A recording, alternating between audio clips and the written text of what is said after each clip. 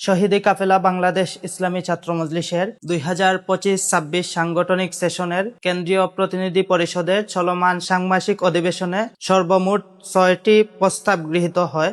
চলমান অধিবেশনের এ পর্যায়ে 2 নং প্রস্তাব পেশ করবেন সংগঠনের কেন্দ্রীয় অফিস ও পাঠাগার সম্পাদক নূর মোহাম্মদ। প্রস্তাবের বিষয় হচ্ছে শোক প্রস্তাব। বিসমিল্লাহির রহমানির রহিম।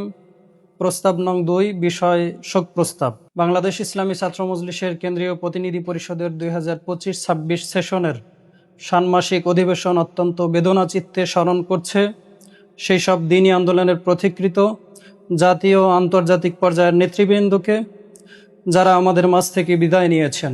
সংগঠনের সাবেক কেন্দ্রীয় সভাপতি ও ধামরাই ঐতিহ্যবাহী কাসিমুল উলুম মাদ্রাসার সম্মানিত শেখুল হাদিস মাওলানা মোহাম্মদ হুজাইফা, খেলাফত মজলিসের কেন্দ্রীয় উপদেষ্টা পরিষদের সদস্য ও জামিয়া ইসলামিয়া লালমাটিয়ার শেখুল হাদিস মাওলানা মাহবুবুল হক কাসেমি, বাংলাদেশ জাতীয়তাবাদী দল বিএনপির চেয়ারপারসন ও সাবেক 3 বারের প্রধানমন্ত্রী বেগম খালেদা জিয়া, ইরানে মার্কিন ইসরায়েলি হামলায় শহীদ আয়াতুল্লাহ আলী খমিনি, ইনকিলাব মঞ্চের মুখপাত্র ও জুলাই যোদ্ধা শরীফ ওসমান বিন হাদি, Khelafat Majlis Europe America zone সহকারী পরিচালক মাওলানা আব্দুল বাসিদ, জমিয়তে উলামা ইসলাম বাংলাদেশের সহসভাপতি মাওলানা আব্দুল কুদ্দুস কাসেমি, জামিয়া ইসলামিয়া পটিয়ার মুহতামিম মাওলানা আবু তাহের নদভী, বিশিষ্ট পরমাণু বিজ্ঞানী এম শামশের আলী, দৈনিক নয়া দিগন্তের সাবেক সম্পাদক গোলাম মহিউদ্দিন, খেলাফত মজলিস নোয়াখালী জেলা শাখার সাংগঠনিক সম্পাদক মাওলানা আব্দুল আজিজ,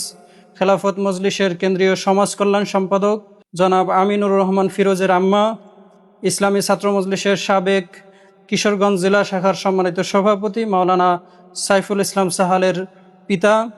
স্মরণ করছি ইরানে মার্কিন ইসরায়েলি হামলায় নিহত নেতৃবৃন্দ সহ সকল হতাহত, দেশে কয়েক দফা ভূমিকম্পে হতাহত, বাগেরহাটের রামপালে বাস দুর্ঘটনায় হতাহত, রাজবাড়ী পাটুরিয়া ফেরিঘাটে পদ্মা নদীতে বাস ডুবিতে হতাহত, কেরানীগঞ্জ গ্যাস লাইটার কারখানায় অগ্নিকাণ্ডে হতাহত ও আফগানিস্তানে ভয়াবহ ভূমিকম্পে হতাহতদের প্রতি গভীর শোক প্রকাশ করছে বাংলাদেশ ইসলামী ছাত্র মজলিস।